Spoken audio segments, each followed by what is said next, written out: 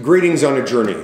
It's good to be with you again, and today the text is about the 10 lepers and the one who returned to give thanks. Jesus said, "Where are the 9? Weren't they healed? Why is only one returning to give thanks?" And whenever I used to read that, I used to think, it's a very familiar story, and I used to think, Jesus, why be so... Well, hey, Pastor Eric, how's it going? Great. Why be so petty? I mean, why not you just leave well enough alone? Why make such a big deal about it when people don't give thanks? I mean, people just don't do that so much. Why make a big deal about it, Jesus? And came to keep the sugar around here? I don't know. Oh.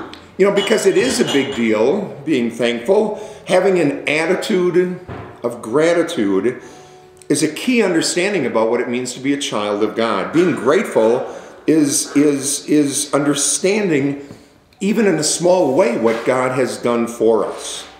For 9 of the lepers, think about it. They were so happy that they probably were just relieved. They probably just went home and went to their relatives or friends, and they hadn't been around them for so long. Who would think that they should return to give thanks when they were doing what was most natural? But they missed the point. By not returning to give thanks, they missed the point of having a newer and fuller life when they didn't return to give thanks to Jesus. Let me suggest 2 things on this day, on this Thursday. This transformative personal journey through Lent that, let me suggest you think about doing 2 things each day. First, every day, starting today, express gratitude in some way to someone in your life. Every day, express some kind of gratitude. Don't just say, hey, thanks, hey, thanks, but express your gratitude with someone during the day that takes more than 2 sentences. Appreciate what they did and help them understand what a great friend that they are, that you really appreciate what they mean to you. Like my son, Matthew, I love you so much. You're such a great son. I've always appreciated the way you've worked your way through challenging situations. And now when you're a first grade teacher in Seattle, man, I could just see that coming out in you. I really appreciate that, Matthew, and I'm thankful for that. Share your joy about someone that you appreciate very much. Not only will it make you more grateful, but it'll make them grateful that you recognize them. Recognizing people is so important. It strengthens your faith. It reminds them of their gratitude. And do you have just a minute?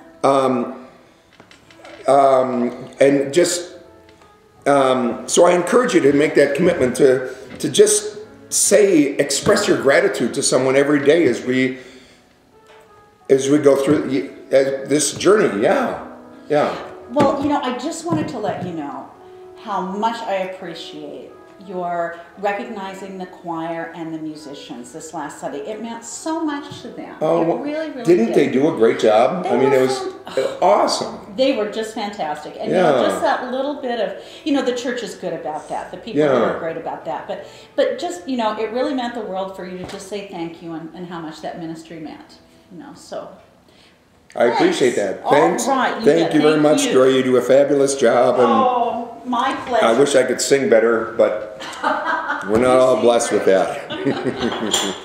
So, express an appreciation. So important every day. And second, when you pray at night or in the morning, instead of just asking God for things that you want, think about just thanking God for 2 things every day that God blessed you with. 2 things that were a blessing that you want to give thanks to God. Could be even just, there wasn't anybody through the through window at McDonald's when you wanted to get a hamburger, whatever it is, a parking space, a blessing of life, a friend that called, whatever it might be. During the season of Lent, take time each morning or evening just to give thanks to God for 2 things in a prayer of gratitude. It'll start to change your life, and you'll start to see some of those blessings even more and more. 1 to someone else and 2 things every day to God. Share those with God. Jesus was not being petty when he wondered why was there only one of the lepers who returned to give thanks. He was teaching an important life lesson about what it means to be made whole. Living life with an attitude of gratitude transforms cranky Christians into gracious servants. The world is already, I hate to say it, far too full of cranky Christians. Don't be a cranky Christian. Be a gracious, thankful servant and live a life that's whole. Look forward to seeing you tomorrow.